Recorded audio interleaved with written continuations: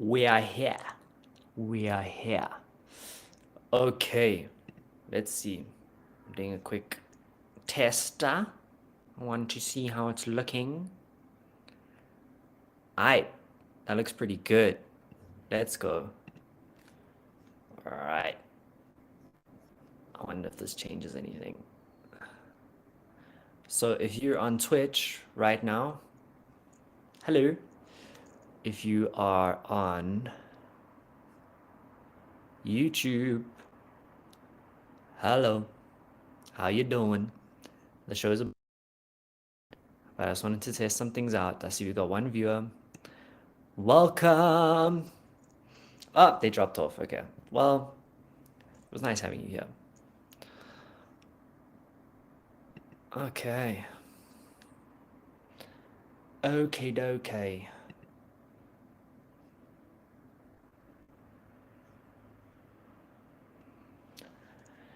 All right, guys, it is cold, man. It is freezing.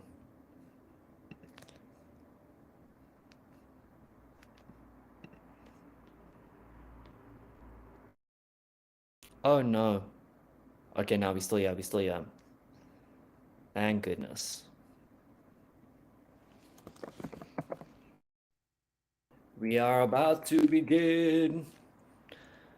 Got an interesting discussion for today. Yeah. So, we are live streaming on 3 different platforms at this current point in time. Well, 2, about to be 3.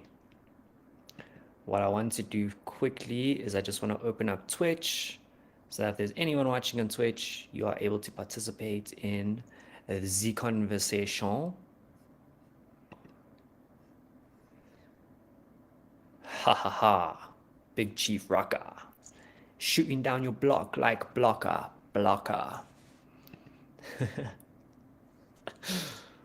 Okay. We are on Twitch.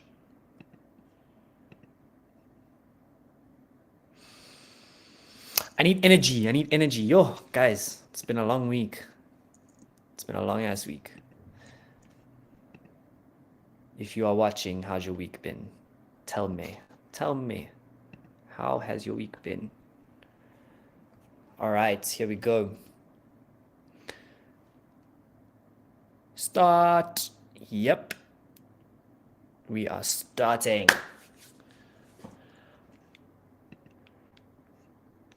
I feel like we need some jams, bro. Need some jams. Pump up the jam, pump it up. No one's beat and rocking. Hep hopping. I wonder if I should move this. Eek. Yo. Good evening. Yo, we got a full house tonight. Let's go.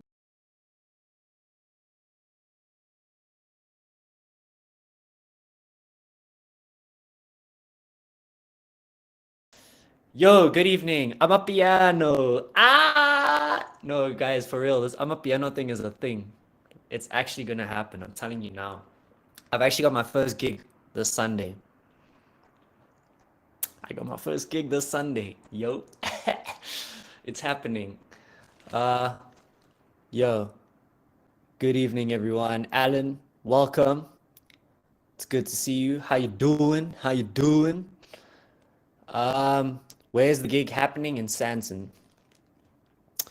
Yo, Silva Casemiro will support. Thank you. Yeah, it's gonna be a private event, so I'm not too sure if the public is gonna be able to come through, but just keep your eyes peeled on my page. I'm gonna be posting a little bit more about it hopefully soon. There might be another one happening on Youth Day as well. So yeah, we'll see how that goes. That's gonna be fun. I'm actually really excited for that. Alan, I'm all good. Missing you. Hoping to see you soon. I miss you too, bro. Damn, guys, Alan's energy is top tier. I miss running into those guy adverts. What a vibe. Every time it was a vibe. Yo, how you doing? Yo, guys, tonight I'm coming to you with some bad news. There's some bad news. But it's necessary news. Um, so yeah, tonight we're talking a bit about AI in content. Uh, yeah, AI is, if you're in content, AI is coming for you. That's what I'm saying. It's coming for me too. But that's why I felt like it was super important to do a live stream on this because, people got to know where we are headed so that we can prepare and anticipate what's coming. Because, yes, if you're going to continue going about things in the old way of doing things, then yeah, you're going to get knocked out of the game. But if you know what's coming, you'll be able to adapt, adjust, and overcome. So that's what today is about. It's about finding out a little bit more about what's going on and just creating a situation where you're able to thrive and not have your ship sink throughout the process. So that's what we're doing tonight. So thank you for coming through, guys. I appreciate having you here. Alan Rael, it's an absolute pleasure. So I do have slides. I'm live streaming this onto YouTube as well and also on Twitch. So if you want to see the slides, you're going to have to join the YouTube stream, or else you're just going to have to deal with my ugly face. And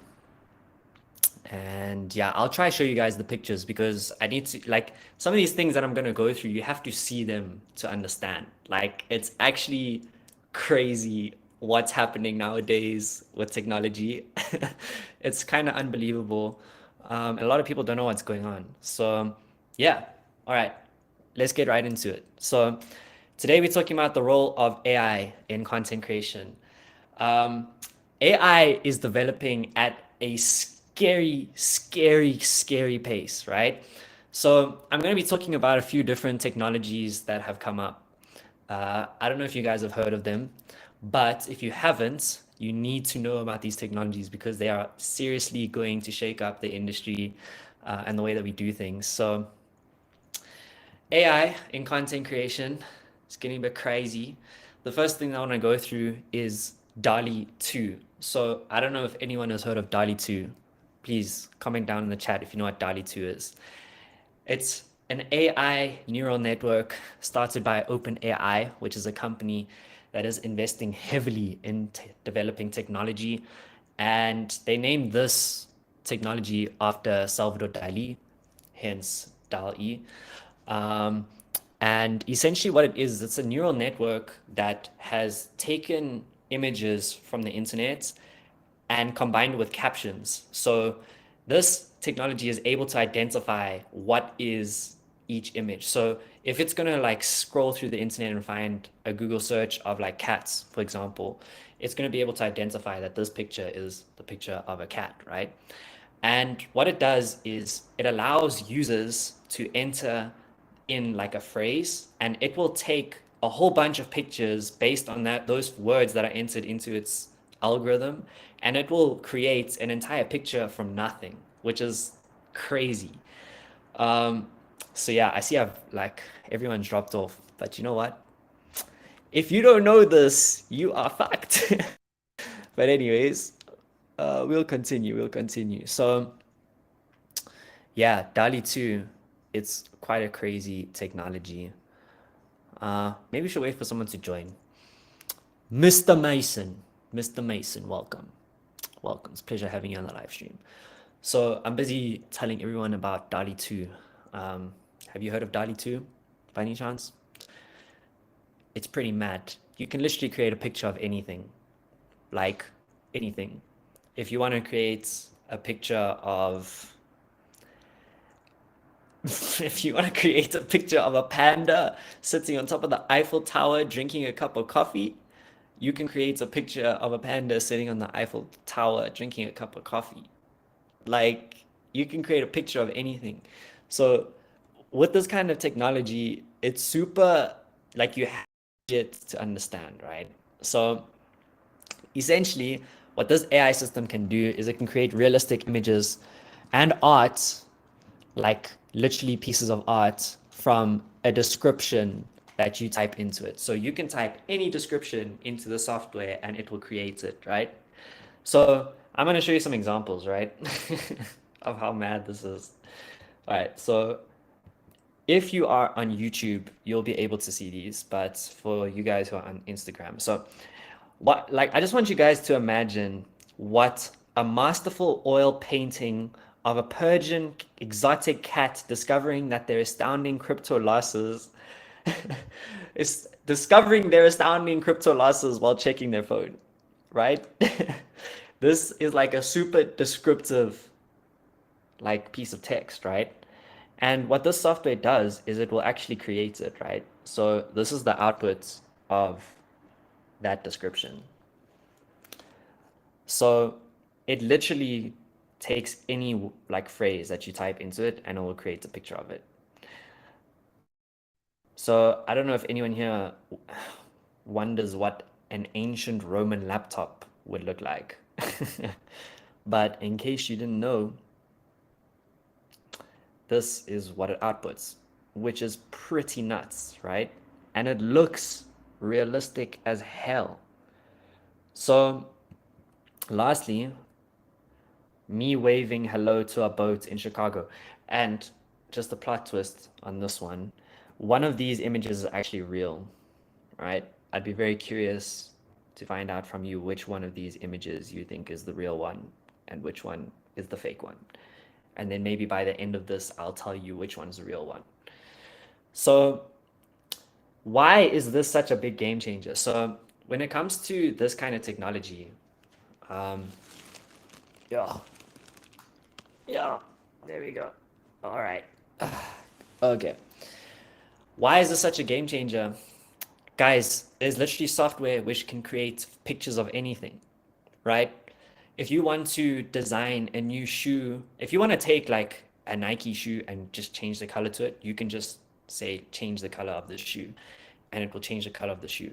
If you want to create a design of a car that would look like a cross between a Lamborghini and a Ferrari for the sake of whatever campaign you're working on, you can type that into the software and it will create that. Like, you don't need to hire a Photoshop artist. You don't need to hire a 3D modeler. You don't need to hire an actual artist who can paint. Like, you can literally type in anything into the software and it will create it. So it's a bit controversial because a lot of artists are kind of shitting their pants right now at the idea of the fact that there's an AI out there. And what's also crazy about it is that this AI, like, you can tell it to use a certain artist style. So if you wanted to create like a picture of a Lamborghini Huracan 2022 model in the style of, let's say, Leonardo da Vinci, you can tell the software to create a picture and it will do it. So there's a huge debate going on right now about like being artists and the kind of implications that it has, because artists, the value in their arts is the amount of time that they've spent mastering their craft, right? And now if you're going to develop a software which can literally just analyze your past artworks and then take the style that you use on your that you've used on your past artworks and apply it to any picture going forward, like, that completely knocks out your value, right? People don't need to hire you to create that piece of art anymore. You can literally just use the software to create it at a much like cheaper cost. So there's a whole debate going on about this, like the implications that it might have. And um, and yeah, what's also crazy about is like right now, this AI technology functions just within images, for example. It doesn't really span to video just yet, but video is on the way. So we all know video is essentially made up of like multiple pictures or thousands of different pictures. Video is made up of different frames, each being a picture. So when you put all those pictures together and you play them really quickly, it creates a video, right?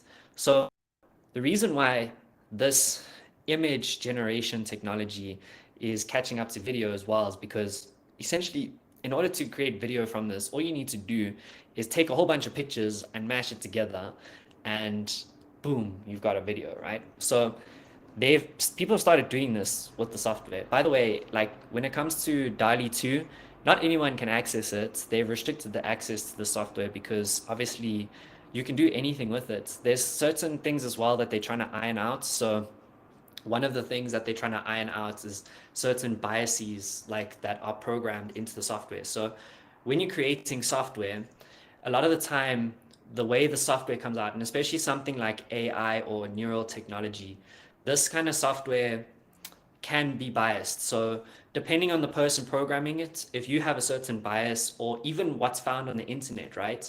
So an example of a certain bias that they've come across is like when you search, like when you add Asian into like a piece of text that you want to turn into an image, because of the nature of what can be found on the internet when you search Asian, a lot of it is like porn based. So a lot of the time the software was like generating images of like porn and using porn based images whenever you type in Asian, right? So that's the one example of a bias. And that's not necessarily like dependent on the person who created the neural network. That's just dependent on the data that is being fed into the neural network. So there's other biases that they've also that they're still working through. So they haven't made it accessible to anyone, but if you're watching this and you want to get access to DALL-E 2, you are able to apply for it. I've applied for it like probably about 2 months ago. I still haven't received access, but the moment I get access, I'm going to start creating content around it because it's such a like fun, interesting software, you know? You can literally type in any word and it will create an image of that, whatever you type in. So like the boundaries are limitless. If you go onto Twitter and you search DALL-E 2, you'll see that there are thousands of posts of people just like trying different phrases, like of various different things, which are really dope to see. So that's the one piece of technology that I wanted to highlight today was DALL-E 2. And that's not the only space. So if you are a Photoshop artist, if you are a graphic designer, if you are a 3D modeler, if you work in Unity, if you work in Unreal Engine, like DALL-E 2 can do a lot of stuff that functions in your domain. So it's super important for you to know about this because in a few months from now, in a few years from now, if this becomes, or when it becomes accessible to the average person, you might find yourself in a compromising position when people actually figure out about it, more about it and how to use it. Because yeah, instead of, it doesn't make sense going out and hiring a graphic designer to work on some sort of graphic that's going to take them like 3 hours to make when you can literally just search any words or any phrase into this software and it will create it for you like in a matter of seconds and it looks amazing. So you really need to keep that on in the forefront of your mind if you are a graphic designer or a Photoshop artist. So AI is not only coming for you people, it's also coming for copywriters too. I recently put out a post on Facebook, which was a promoted post for my company, JD Creations, and I did not write the caption for it. I found a piece of software that can literally generate captions, right? And not only does it generate captions, it generates captions based on what you tell it to generate. So um, AI is starting to move into the realms of creating captions for posts. And chances are you've come across a post that had a caption that wasn't actually written by a human being, that was written by a piece of software. But you didn't even know it because the software is so good that it can like literally take the place of a human being. Um, so copywriters, be aware if you're a copywriter, you need to be aware of this kind of software. So the software is called Copy AI. And basically the way that it works is you can choose what you wanted to write copy for. So if you wanted to write a blog post for you, you can choose a blog post. If you wanted to write the caption for a TikTok, you can use it to write a caption for a TikTok. If you want to create a Facebook post, a YouTube video description, whatever it may be, this thing will write a caption for you based on AI. So the way that it works is you choose what kind of post you want to create and you choose the target audience. So if you, in my case, when I was creating it, I'm targeting business owners, right? I want to work with people that own businesses that are looking for people to help them with their content. So that's my target audience, right? So all you do is you literally type in your target audience, who you're targeting, and then what the main points of the caption need to be. So we put out a post that was focused on website development. So we wanted to ask the question, are you making sales on your website? Is your website optimized? And do you have a digital marketing strategy? So literally all we do is we type in those different questions as the main points for it. And then you also can tell it what you want it to do. So if you wanted to persuade the reader to click on a link, then you tell it persuade reader to click on a link. If you want it to persuade the reader to like visit your profile, then you can just tell it to do that. If you want it to encourage people to like your page, to share the post, whatever you want them to do, you just type it, you tell the software, look, I want you to write this caption in order to tell these people to do this. And the last thing that you add is the call to action. And also you choose the tone. So if you want it to be friendly, professional, blah, blah, blah. And this thing will literally generate this caption from nothing. So I want to show you guys an example of how we used it, right? So we used it in a post earlier today. Let me show you some screenshots. So it's called Copy AI, right? And this is what I was talking about earlier. So you choose what kind of post you want you're creating. You choose who you're trying to target. You put in the different like points that you wanted to mention in the caption, and then you tell it what you want it to do. So I wanted it to persuade the reader to click the link to book an audit, and then you tell what the call to action is and the tone. And this is what it created. Like this was not written by a human. This was like all AI generated. Are you making sales on your website? Is your website optimized? If the answer is no, it's time to book a digital audit. We help businesses optimize their digital marketing strategy so that they can make more money to grow their business by getting more people in the door. Our team has worked with hundreds of clients from small businesses to large corporations, and we know that when you're ready to take your next step in business to the next, when you're ready to take your business to the next level, we're here for you. Get started now by booking a digital audit today. So that was the one option that it gave us. The second option that it gave us was, are you making sales on your website? If not, that's a problem. It means that you're leaving money on the table. Are you sure? Are you sure that your website is optimized? If not, then it might be costing you sales. We help businesses optimize their digital marketing strategy. We'll give you an honest assessment of where your business stands in terms of its online presence, and we will make recommendations to improve it so that more people can convert into customers. Book us now. Guys, that was written by AI. That was not written by a person. That was written by AI. That's mad. So if you're someone who's in the copywriting space, you really ought to know that this kind of technology exists, because there's a lot of people out there that get paid to write captions for companies. And this can literally do it at a split second, and I can tell it exactly what I want it to do. Whereas if I'm going to like tell a person, there's so much like interpretation that can be used. Yeah, you see Dieter, so I know Dieter's in digital marketing. He says he uses this for caption. Dieter, you told me you were using a copywriter. Did this app replace the copywriter? I'm curious to hear, because if it did, and you're another copywriter watching this, you really ought to be aware of this kind of technology, because your job, like your livelihood, is seriously at risk here. So those are just a few technologies that I've found. I know that there are like thousands more of like these AI technologies out there. And just for anyone who just joined, so the one that I was just going through now was a copywriting AI, where you can tell it what kind of Facebook post you want to create, or if you're creating an Instagram post, or if you're creating a YouTube video description, you can tell it what kind of copy you need, what you want it to say, how you want it to say it, and it will literally write up all of the copywriting for you.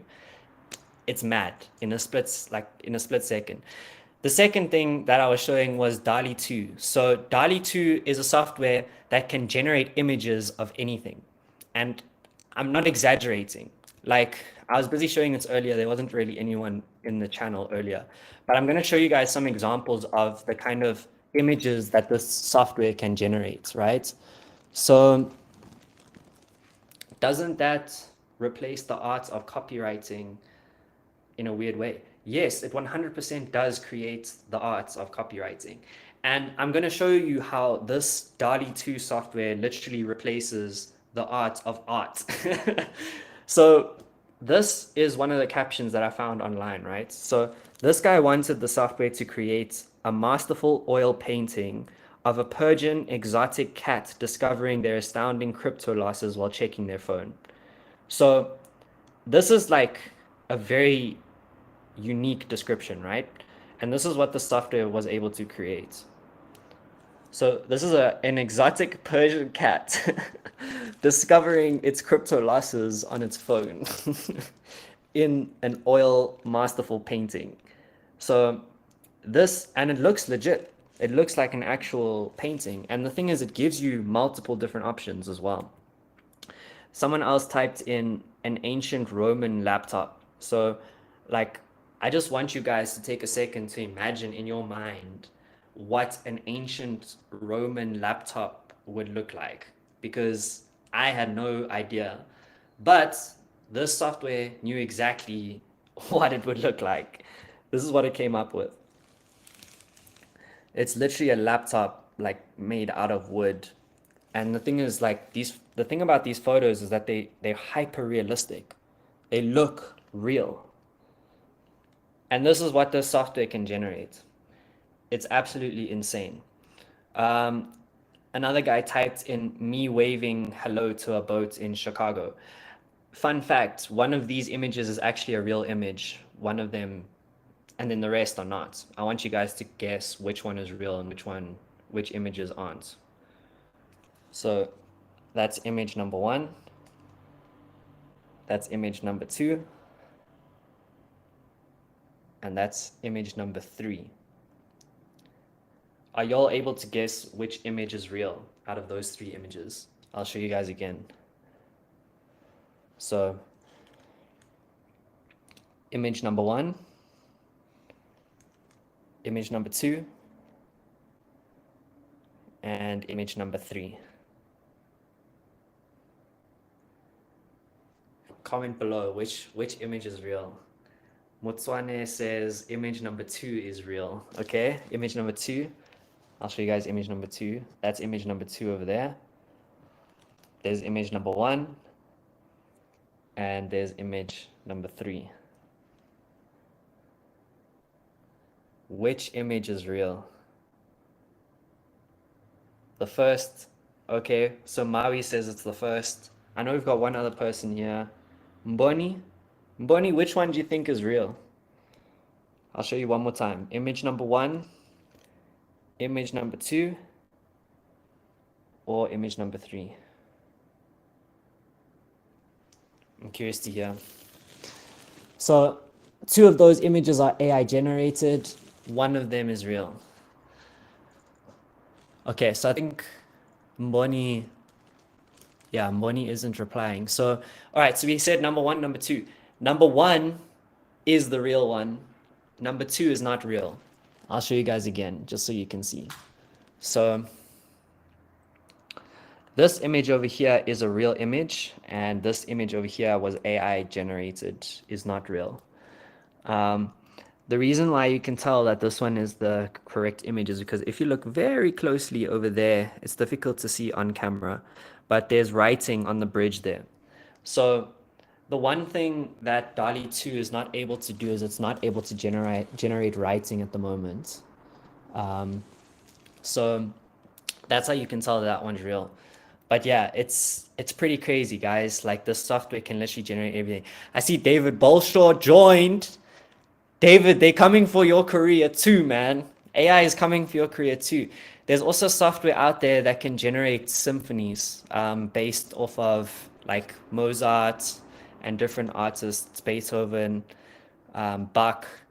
Like, what it does is it analyzes the music and it will recreate a symphony that wasn't written by anyone, but is created mathematically through different algorithms. So this AI stuff, if you're a creator, if you're someone who operates in the creative space, if you're a copywriter, Photoshop designer, if you are a graphic designer, if you are a musician, if you are like a painter, whatever you do, this software can easily replace your job. So why am I doing this stream? I'm not doing this stream to scare people. I'm doing this stream just to educate everyone on the kind of technology that exists and where everything is headed. And the reason why I'm doing that is because it's really about the anticipation game, right? If you're able to anticipate these changes, it gives you the ability to plan for them and to be able to adapt and adjust to the situations, because the invention of new technology is not a new phenomenon. Like, this has been happening over and over again. It's a cycle that we go through like every year, right? New technology gets invented all the time. But it doesn't replace the need for humans, right? So at the end of the day, when it comes to a software like DALL-E, it just changes the way that we create, right? So previously, someone would have to spend multiple years developing the skill of being able to paint in a certain style or develop that style over years, right? But with this kind of technology, you're able to take a style that's already been invented and just recreate it in a different way very quickly without having to teach yourself those skills or that ability or that style over a long period of time. So it's just changed the way that we create. And when the way that we create changes, we just need to be able to adapt to that, right? So there's probably, what I'm anticipating is going to happen is that there's going to be certain artists where their medium is using software like DALL-E, but where they add in their flair, or where they come in the role that they play in terms of creating that art is different. It might not be them painting the actual painting, but it's them typing in certain phrases in a certain order, in a certain way, that creates these different pieces of art, right?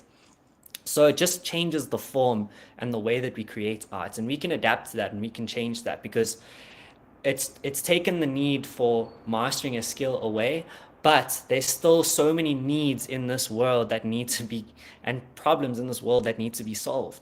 This is just another tool that's going to help us be able to solve those problems. So it might seem scary at first. Oh no, AI can like replace what I do. I spent so many years learning this skill. What am I gonna do? But AI is just another tool that we can use to solve these problems. So I think what's going to happen is that it's no longer going to become about how we create, but more about what we create, right? So a lot of people spend years mastering skills in terms of how to create something, but this is going to change the focus onto what to create. And the thing is, when it comes to art, art is made for a purpose. It's made for a reason. So I think with this technology coming up, it's a really good moment for us to take time to introspect and kind of reflect on why do we do what we do? Because that's much more important than what we do. I think the reason why we're doing it is so much more important, because if we're doing something for a set purpose, to solve a problem, to help someone, or to achieve some sort of goal, then it takes situations like this where AI can potentially replace you, and it kind of, instead of it like disempowering you, it can empower you, because it's just another tool to be able to achieve that purpose. But we just need to think about, how do we use this tool to achieve that purpose? And if you don't know what your purpose is, then you can't even start that thought process. So the reason why I wanted to do this live stream is to just kind of give us the opportunity to think about that, right? Think about what your purpose is, and then start looking at the different tools that you have at your disposal to achieve that purpose. So if you were someone that wanted to, I don't know, to solve world hunger, you now have a tool in the form of like Copy AI, which can literally write any copywriting that you need for any social media post that you need to put out there without you having to go and master the skill of copywriting. So that's a tool that can help empower you in terms of you achieving that goal. So yeah, it might sound like oblique and like scary in the beginning, but all of these tools are going to help us be able to achieve so much more, which is kind of exciting when you think about it. So that was the first topic for tonight. I was talking about how AI is going to change the role that we play in terms of content creation. And if you're in the content creation space, it's super important for you to understand the impact that AI is going to have on your role in that space. So if you missed something, I know we're on a live stream. If you missed something, we are recording this live stream. We're going to be putting up snippets of the recording onto YouTube as well as onto Instagram. So give Creator Community a follow on Instagram if you're on Instagram and you want to get those snippets. And then also on YouTube, you can subscribe to our YouTube channel. We also have a whole bunch of snippets up there as well, where you can see anything that you missed. So, second topic of the evening is your digital ecosystem.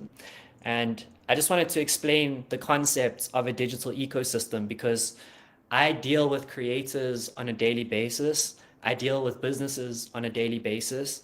And everyone is trying to leverage the power of social media and the digital space to achieve the goals that they have set out for themselves. But not everyone is able to successfully do that. And the reason why is because there's a huge amount of competition in the space. Why is there competition? Because we all have access. If you have access to a phone, you have access to an HD camera, you have access to the internet, you have access to social media, you have access to all these tools. I mean, you can edit videos in like Instagram Reels nowadays. You can also do crazy edits in TikTok as well.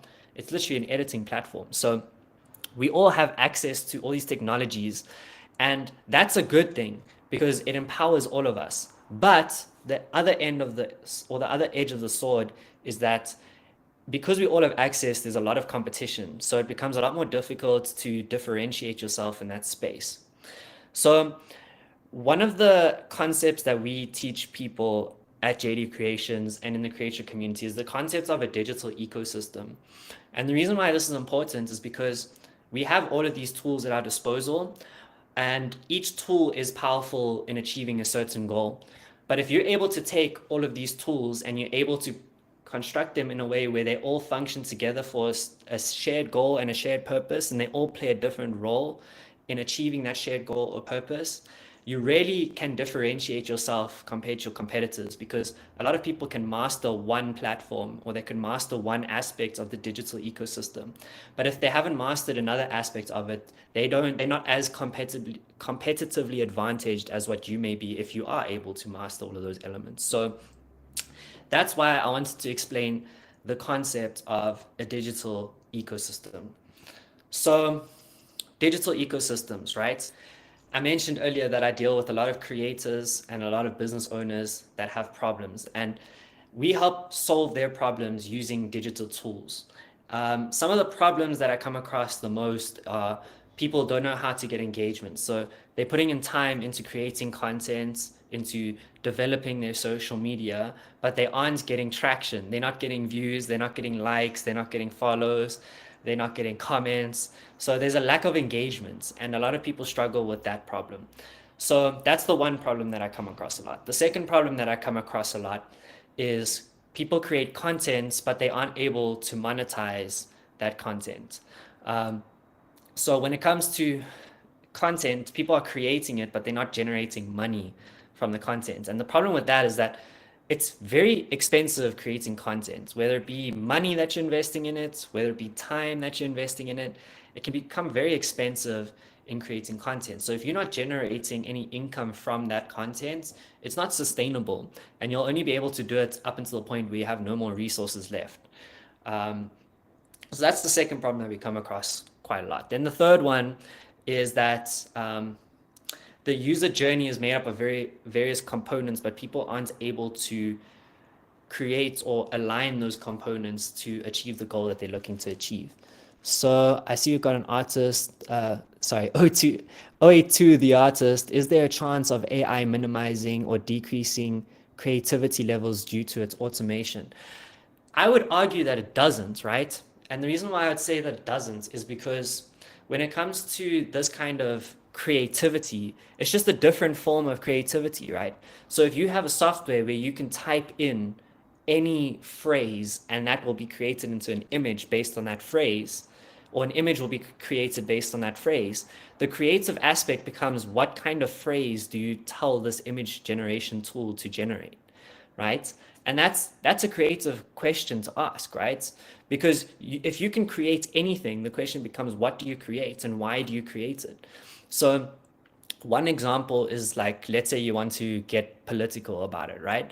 Someone could go out there and create certain like political propaganda using this AI generator or this AI image generator based on certain phrases that they input into it. That can have real life impact, you know? So depending on whatever like impact you're trying to make in the world, this software becomes a tool that can be used to achieve that impact, whatever it may be. So I don't think that it decreases creativity levels in general. I think it just forces us in a position where we need to rethink our creativity, and we need to rethink how, like, what tools we have available and how we can use them to achieve whatever goal we're trying to achieve. And that's why I was saying earlier, like, that's why it's super important to have a strong sense of purpose when it comes to whatever you're doing. Because, like, one thing that AI cannot take away from you is your purpose and what kind of, like, the reason why you exist. And the reason why is because you decide what that is. So I think it's super important for us to just like identify what it is that we're trying to achieve and how we can use these tools to achieve it. But then what happens with the person who uses his hands for hours to create the same content? See, but that's the thing, right? If there's someone out there, and this is also a debate, I don't know what the right answer is, because what this software can do is it can literally analyze someone's style that they've spent like multiple years developing and creating, and it can literally take that style and duplicate it.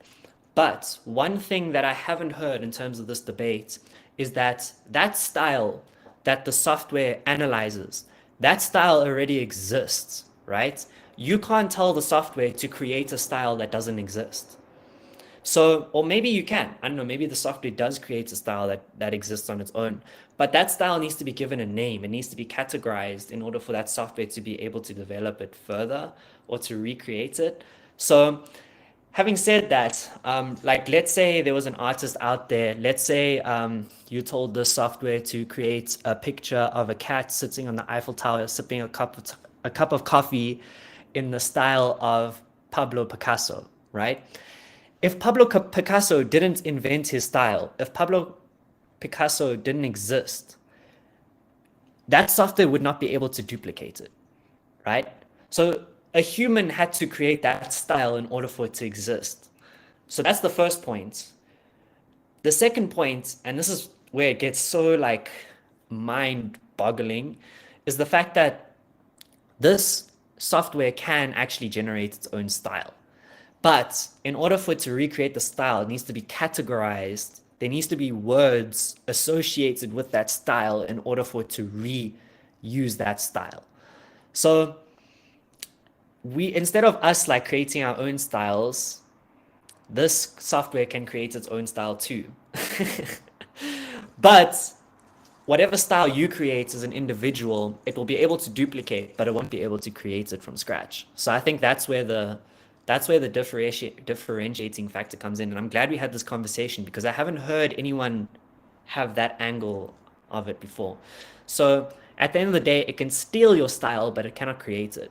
So I guess there might be value in that. And I think in order for us to be able to extract the value in that, we, like artists and these software developers who create the software, they need to communicate with one another to be able to come to some sort of like ethical way to distribute it. So maybe one way that we could look at it is if you have a set style and someone wants to create an image using that style, that you get paid a royalty fee, that person has to pay the software to be able to recreate the style and whatever they were looking for, but then you get paid a portion of that fee. Maybe that's the right way to go about it. That's one way that I think could work.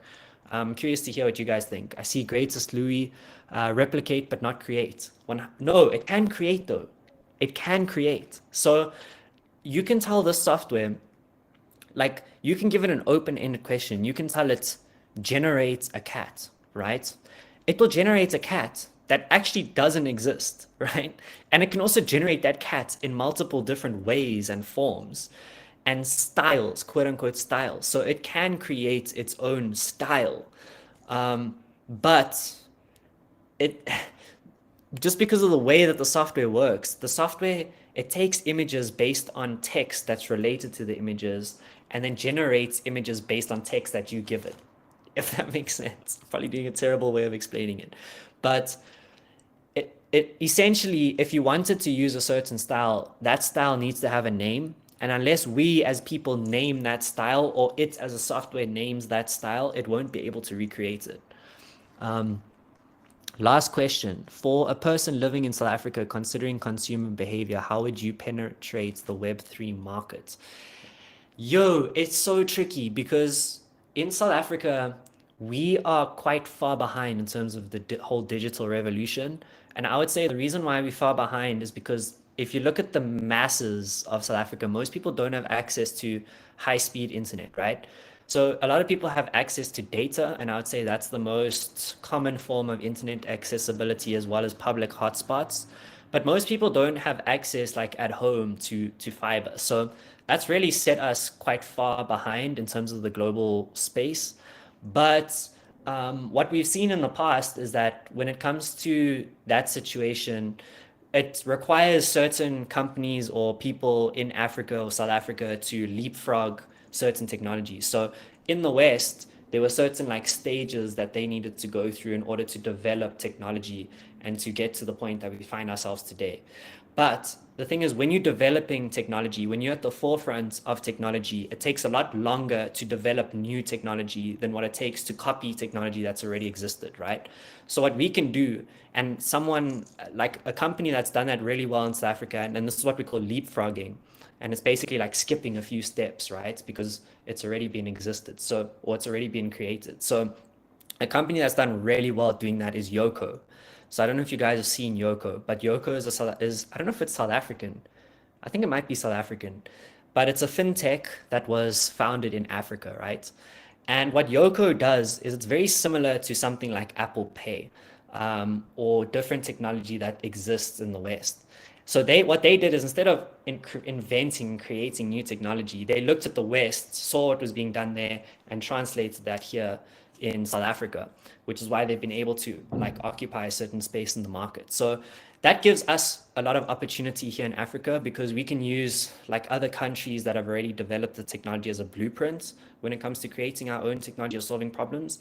But we also need to just keep in mind that the landscape in South Africa and Africa is very different to the landscape overseas. So you can't copy it directly. What Yoko did differently is they created these like very small pieces of tech or these very small card machines that you've probably seen at like, I don't know, you can find them at like thrift stores and different like markets, for example.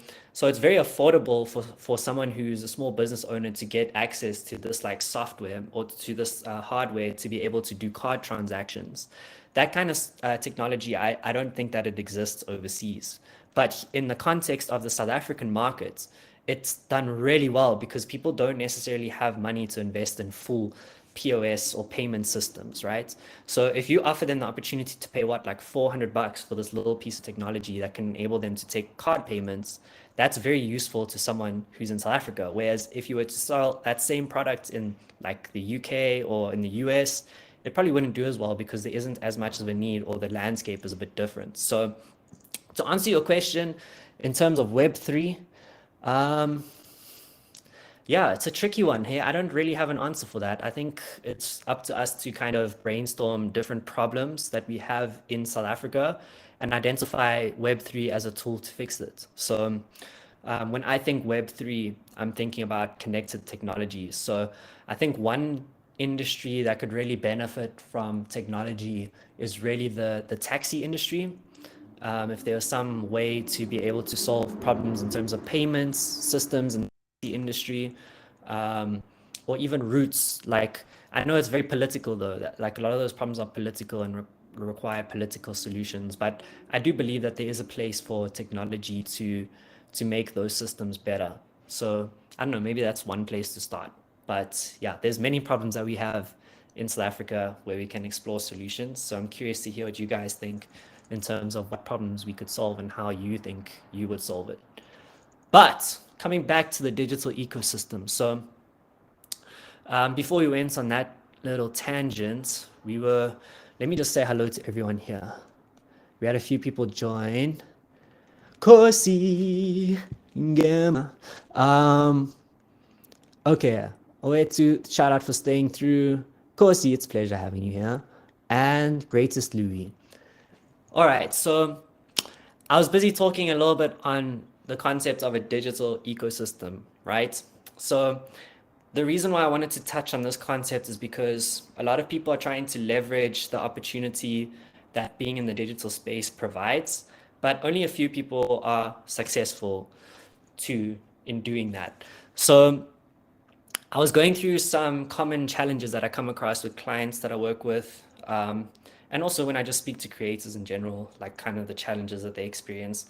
The two main ones that I mentioned were lack of engagement in terms of the content that they create, and then also monetizing that content. So I just wanted to address some of those questions, and through addressing them, I wanted to explain the concept of a digital ecosystem and why it's important to understand that when it comes to your digital presence, it's not just all focused on one platform. There needs to be a holistic approach to it in order for you to make it sustainable. So when it comes to engagement, you really ought to ask yourself a question in terms of like, what kind of content are you creating? Because when it comes to the digital space, right, content is your voice. That's how you communicate in the digital space, whether it be through a message that you type to someone, whether it be through a comment that you leave on a video, whether it be a story that you post online, whether it be a live stream that you do, like the live stream that I'm doing right now, whether it be a blog post or an article that you write up, whatever form it takes, content is your voice. It's your way of communicating. And being in the digital space, everyone is empowered and enabled to communicate in that space. So we find ourselves in a very noisy environment. And the challenge that comes with being in a very noisy environment is that when there's a lot of noise, it becomes very difficult for your voice to stand out in the noise. So you can like scream and shout in the top of your lungs, but there's probably other people that are also screaming and shouting at the top of the lungs. You can do a whole bunch of things, but in order to really stand out, you need to, the key to standing out is you need to offer value through the content that you're putting out there. So with our like model of handling this challenge, we look at a few different aspects in terms of offering value. The first way that you can offer value through your content is by entertaining people, right? So people want to be entertained. And if you're able to entertain someone, if you're able to provide them, if you're able to make them laugh, if you're able to, I don't know, grab their attention, those people are going to reward you or they're going to repay that value that you're offering them by engaging with your content. And if you do that simultaneously, or if you do that often and reoccurringly, if you do that over and over again, you'll find that more and more people will follow your content because they know what to expect from your content. Whereas if they're going to go through the explore page, they're not 100% sure what they're going to expect from the explore page, right? So if you build a reputation for yourself where you offer value consistently over a period of time, you will find that your audience will build over time because they'll know what to expect from the content that you're providing them, right? So the one aspect is entertainment value, right? The second aspect is educational. If you're able to teach someone, right? So there's 3 people on the stream. I'm assuming the reason why you're here is because I'm teaching you something or I'm offering you some knowledge that is valuable to you. If I wasn't, you'd probably hop off the stream because then what is the point of you spending your time on here? There's so many other places where you could go to get that value. Whereas like here, if you're experiencing the value and you're getting some sort of value from it, then you'll stay and get more value from it, right? So the second aspect is education. The third one is inspiration, right? So if I can create some form of content that makes you feel good, that uplifts you, that inspires you, then that will also offer value to you because you'll be able to use that throughout your day in various forms and shapes, right? So that's the second aspect is inspirational value. And then the third one is aesthetic value. So sometimes things just look visually pleasing. Sometimes they just stimulate our senses in a certain way. And if something does that, it can add value to you in that sense. I see we got a question. How much does the Instagram algorithm affect your engagement, if at all, regardless of how much value you provide through your content? So the algorithm has changed over the last like few years, right? So previously with the algorithm on Instagram specifically, it was focused mainly on image content, right? So that's why you saw a phase or a period of time where photographers did really well on Instagram because they had gear which would capture really captivating images. And the algorithm in those days would push those images towards people because Instagram's focus was slightly different compared to its focus today. So the reason why it changed from that to where it is today is because we had players like TikTok into the space. And TikTok differentiated itself by offering short form video content that was very punchy and that grabbed people's attention, right? And they also changed the format in the way content was consumed. So um, when it came to Instagram, you would only be able to see content from someone that you followed. Whereas TikTok, you go onto TikTok, you don't even need to create a profile. You just go onto the app and you immediately are like content is put in front of you immediately. So that completely changed the way that people consume content. If you didn't like content, the content that was in front of you, all it took was a swipe up and you'd be shown something new from someone else that you didn't necessarily subscribe to. So the whole game has changed because TikTok's way of doing it and TikTok's way of presenting content to consumers really attracted a huge audience. It was very successful, and the algorithms that they had used was very successful. Why? Because it provided people with an opportunity.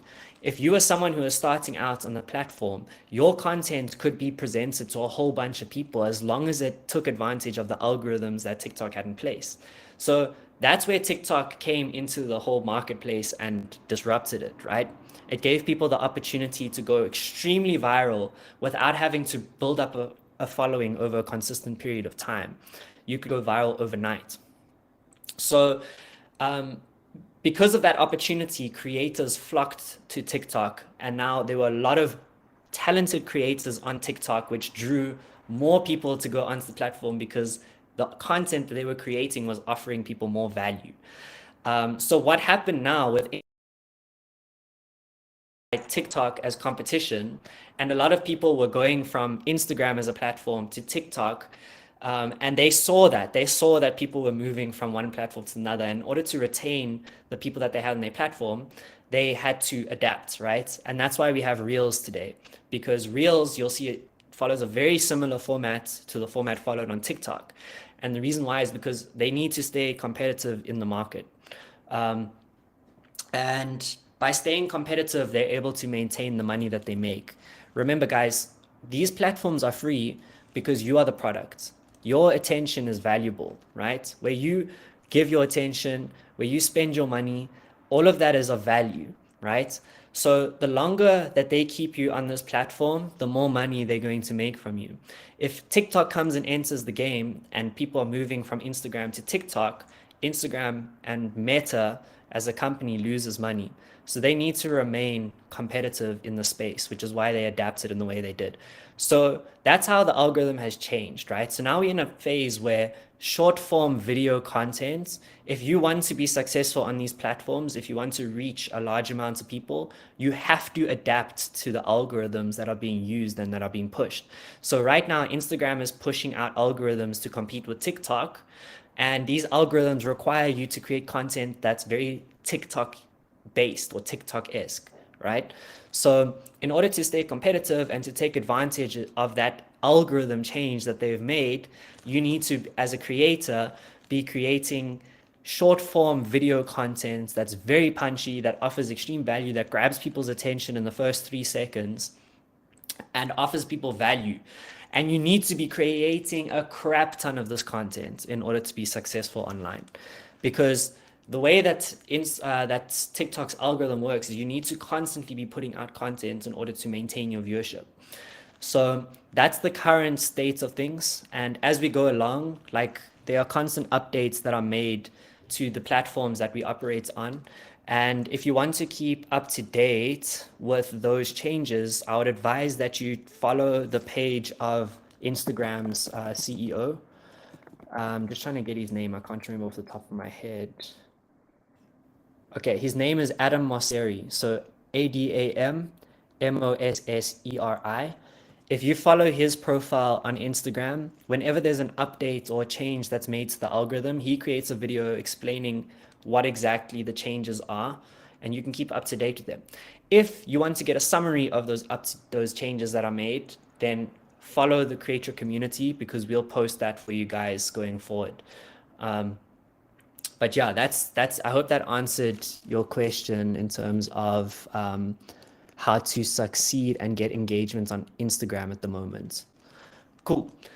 So yes, engagement, you need to be thinking about what kind of content you're creating. Is it offering value in the form of education, entertainment, inspiration, or aesthetic value? You need to be hitting on at least one of those factors. The more factors you can hit on in one piece of content, the better. But it's all about value, like the value that you're offering your followers. How often should one post in order to keep consistent views? As much as possible. Remember, these guys, the way that they're going to push your profiles is your ability to keep people on the app. How do they tell if you're keeping people on the app? If people are engaging with your content, they can tell, or if people are liking, if people are watching it repeatedly over and over again, if you're keeping people on the platforms with your content, they're going to promote to more people because that's their incentive. So when you're creating content and putting it online, you kind of need to be asking yourself, is this content going to keep people on this platform? Because if it is going to keep people on the platform is going to reward you by promoting it to more people. How do they tell if it's keeping people on the platform or not? Through their algorithms. So there's various methods, right? So I know with TikTok's algorithm, there's like a point scoring system. So you get a certain, I can't remember what the exact amount of points are off the top of my head. But if you get a like, you get a certain amount of points. If someone watches the TikTok to the end, you get a certain amount of points. If someone watches it to the end and then watches it again, you get even more points. If someone's going to share it on their Instagram, if they're going to share it on their WhatsApp, if they're going to share it on whatever profile, whatever it is that they have, then it gets a certain amount of points. The more points that your TikTok is able to get, the more people they're going to show that TikTok to. And then it's going to just recycle it and keep analyzing the points in terms of new people that watch it and if they reshare it, if they liking it, if they're commenting on it, blah, blah, blah. So that's how they measure the success of your content. If you're able to achieve a high score, then the algorithm will reward you by showing it to more people.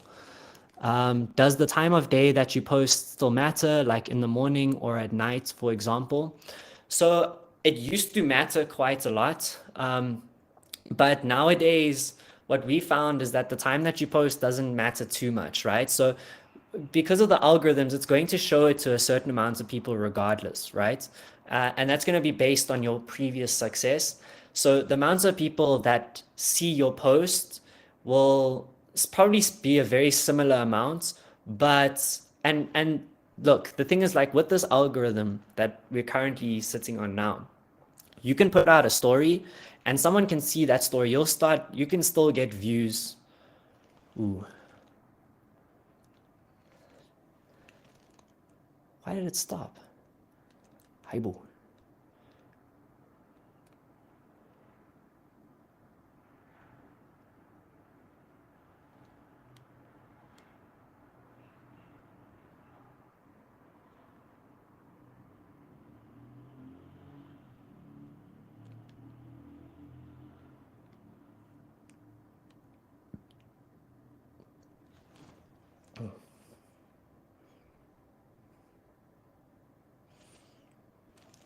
These guys done cut me off, man. Ooh. Ah. E. My shoulder is sore. Yo, I hope everyone joins again. Yo, I got cut off. I got bounced from my own live stream. So I set a limit for it to be 1 hour, and I see we went over 1 hour. I don't know why they stopped it though. They should have kept it going. But anyways, thank you for coming back. Thank you for coming back, guys. Away to Courtney, shout out. So there was a question that was asked in terms of what time is the best time to post. So nowadays it doesn't matter as much, but I would still recommend that you try and post when people are most likely to be online. Well, the people that you're trying to reach are most likely to be online. How can you figure that out? You can do some research online to get a basic idea of when those people will be online. There's companies out there that look at different data to determine what time people are active on these platforms, but it's also good to just think about it in general, right? So if you know that you're trying to target people that are like, for example, you might be trying to target someone who is like highly motivated. That's let's say, okay, let me give you a more descriptive example. So if you're trying to target someone who's an entrepreneur, right? The chances are that that person's going to be up on a Monday morning, hitting their grind, trying to achieve what they're trying to achieve. If you want to offer them motivational content, you would want to post that content on a Monday morning at about maybe 8 o'clock, 7 o'clock, so that when that person is doing their routine and they're looking for that motivation to get up, that content is readily available for them to consume. So you kind of, in order for you to offer more value through your content, you kind of want to make sure that that person is accessing it in the time they need it the most. So it's really important to just think about like who you're trying to reach and what kind of value you're trying to offer them, and that can help you determine when exactly you want to post and when you want to reach them. I know for the news companies, they don't post by the hour. Usually corporate has meetings around those times, so they post, yeah, exactly. So you want to try and also get an idea of who you're trying to target and when is the best time to reach them. If you're able to think of that, then you'll be able to determine when is the best time for you to post. Because when you post, it's going to promote it to the most amounts of people in that period of time. So cool. So yeah, we've spoken a bit about engagement. What type of content you're creating? Is it offering value? Also, where are you posting, right? So depending on who you're trying to reach, you might want to reach them on a certain platform, right? Because I might be trying to reach people that are business owners. Those people might have an Instagram account, but are they coming to Instagram to do business? Maybe some people are, maybe some people aren't, right? I know that people that are functioning maybe in a more, like, let's say, logistics space, like if I'm trying to, can you guys hear me properly? Just let me know if you can hear me properly.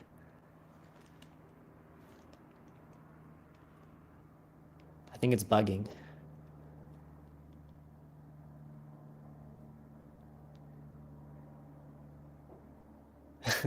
Okay, I think I fixed it. So if I'm trying to reach the owner of a company that's functioning in logistics, for example, that person might have an Instagram account, but the chances are they're probably not coming to Instagram to do business.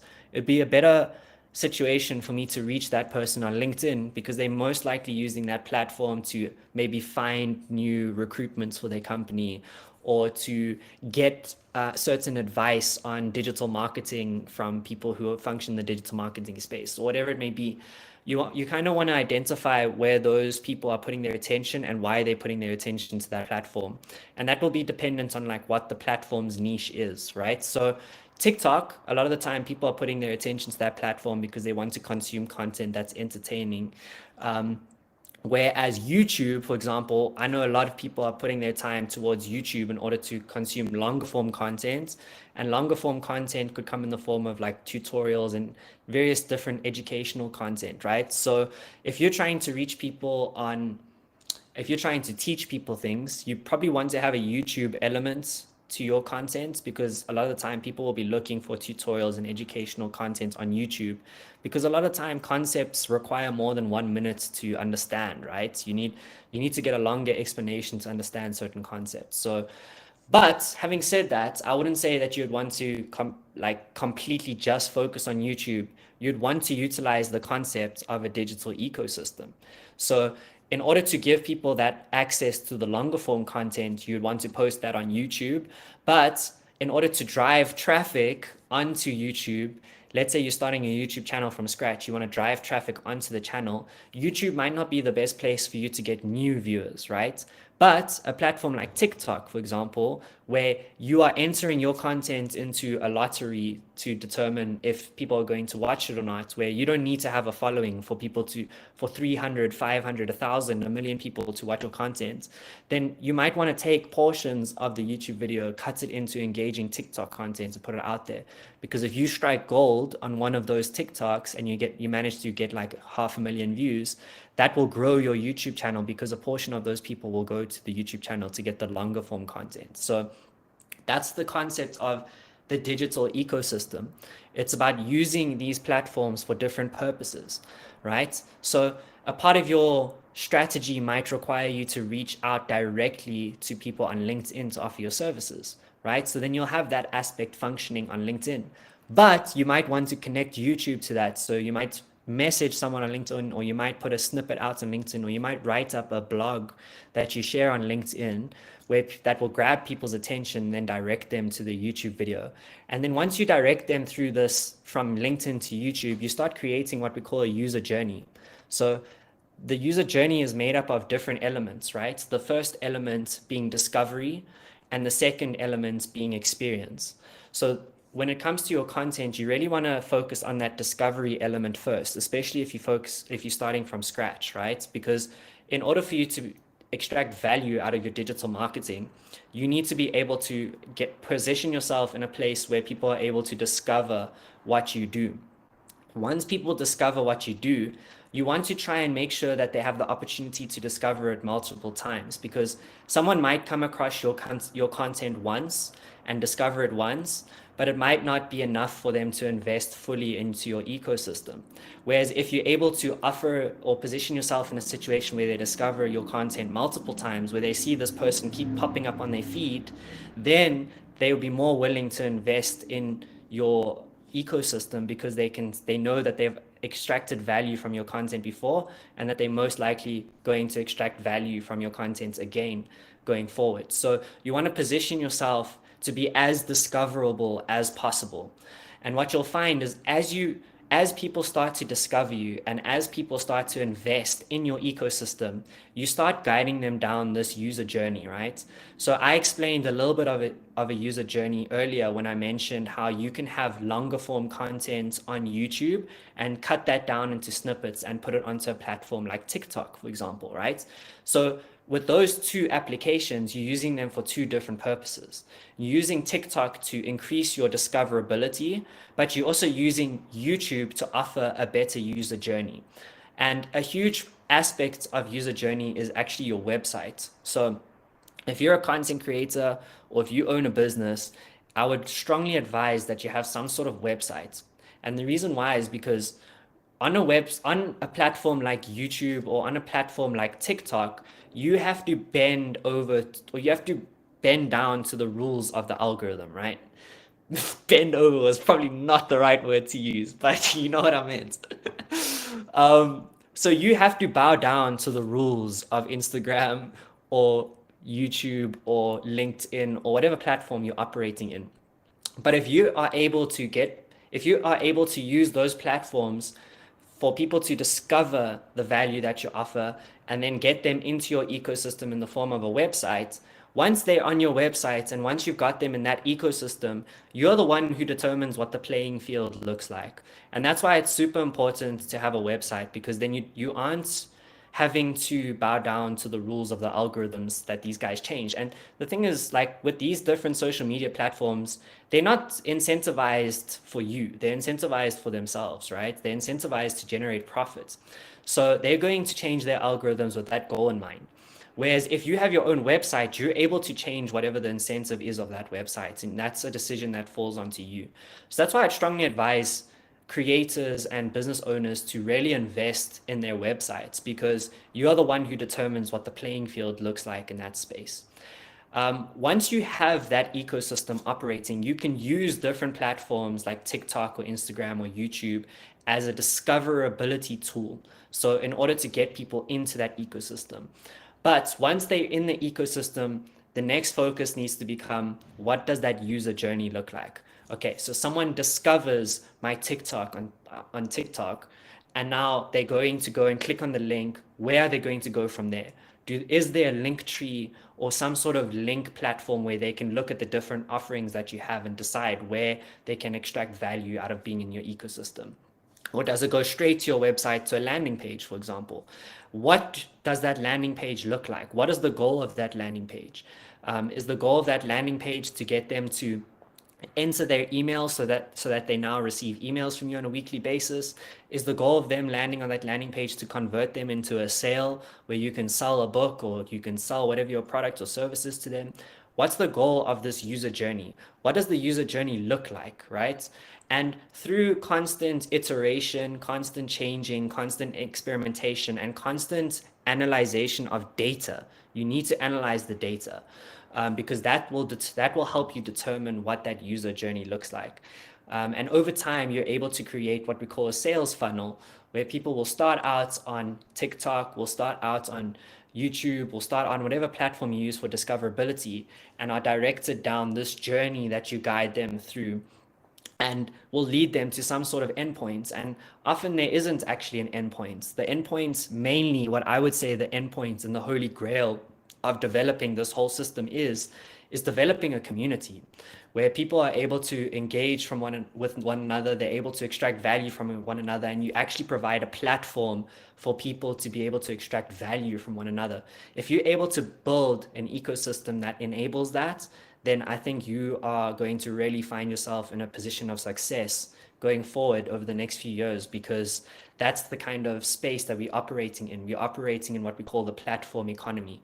If you're able to offer a platform for people to be able to extract value from one another, you will find yourself in an extremely advantageous position in terms of the economic landscape that we see ourselves in. So I hope that gives everyone a good idea in terms of what the digital ecosystem looks like, what kind of value you can extract from it, and what kind of starting point you can take to improving your digital ecosystem. I think the first step is just understanding the concept of having these different aspects and understanding that they need to all be interlinked in a logical way. And what needs to be created is a user journey that enables users to extract value from your offering. If you're able to create that ecosystem, then you're on the right track. And if you're someone who is looking to get help in terms of creating that ecosystem, if you don't know where to start, because it's a very abstract, advanced concept to think about. And also, it's different for every person, because whatever content you're putting out there, whatever goal you have in whatever content you're putting out there will change what your user journey looks like, right? So it's very specific to what kind of setup you're operating from. And if you're someone who's looking for help in terms of developing that ecosystem, if you're not too sure where to start, please check out our website, www.jdcreations.co.za/get started. What we're doing is we're running digital audits where we will go through your social media, we'll go through all your profiles, we'll go through your content, we'll go through your website if you have a website, and we'll compile a report that tells you exactly where the state of your digital ecosystem lies and what you can do to improve your digital ecosystem and build that user journey that we're talking about. So if that's something that interests you, do click the link in our bio or visit www.jdcreations.co.za/get-started, and we'll be able to guide you through that process. So guys, thank you so much for joining. It's been an absolute pleasure. I don't know who's still here. Corsi and Courtney, thank you so much for coming through, guys, and listening to me spiel on about this. But yeah, there's so much more to explore. It's just such a huge concept to tackle. So doing it in 1 hour is quite tough. I've already gone to 1 hour, 20 minutes, imagine. And I can also feel my voice is starting to fade. So guys, it was an absolute pleasure. Oh, by the way, I've got another announcement. So I wasn't lying about me becoming an amapiano DJ.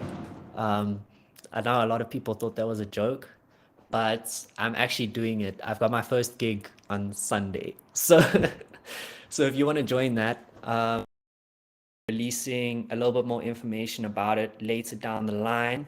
So definitely do stay tuned to my page, because yeah, that's going to be happening soon. I'm so keen for that, yo.